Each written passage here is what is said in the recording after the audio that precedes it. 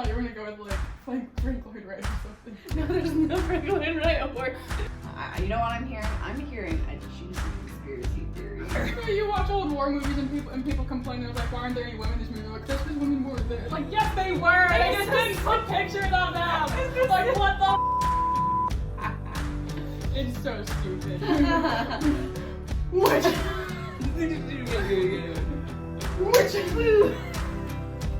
Only use that last one. You can say as much as you want, I'm just gonna bleep it all out. Oh, perfect.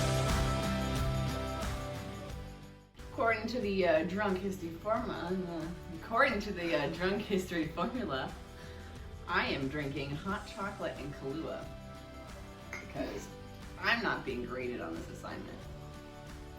I am also drinking hot chocolate and Kahlua because I am being graded and I have class in an hour, but... Oh!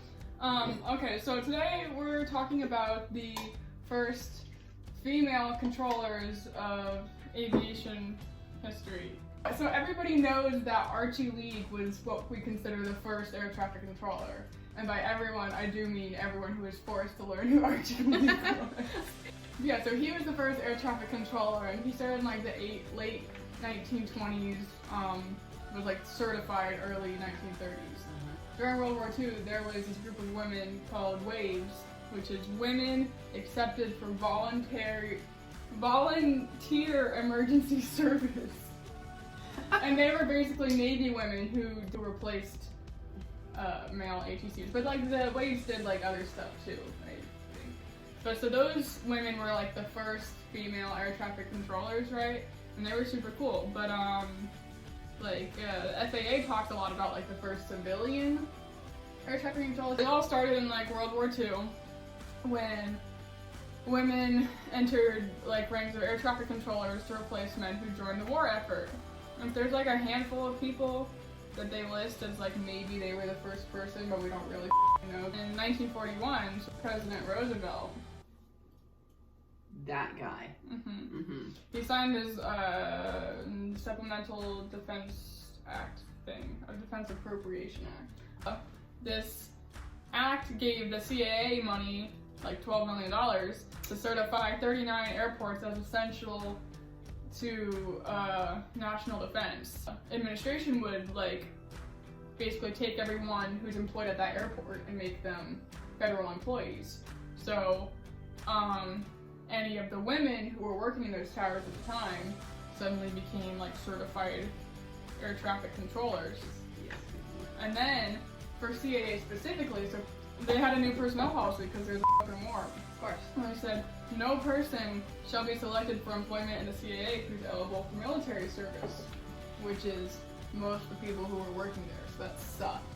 Yeah. So they were like, holy shit, we need to train a ton of people. So they established like 7 training centers, and they started training new people, and they're like, oh, we don't know how many people were in these classes because the pictures are only of men. But we're pretty sure there were women there, they just kicked them out of the pictures. You watch old war movies and people complain, they're like, why aren't there any women in this movie? Like, that's because women weren't there. Like, yes they were! They just didn't put pictures of them! Like, what the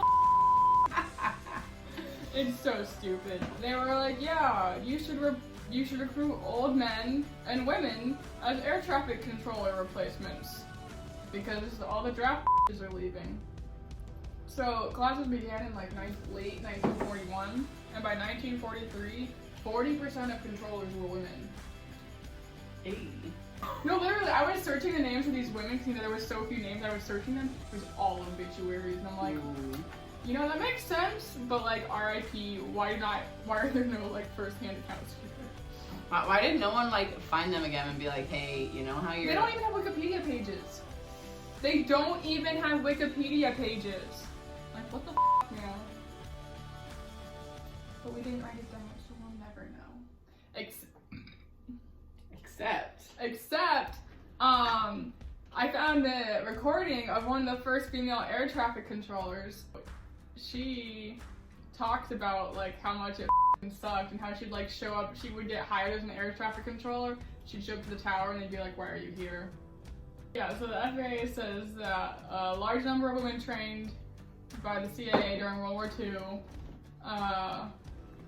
regions hired and trained their own recruits, and general lack of documentation, evidence remains anecdotal about who might have been the first female controller.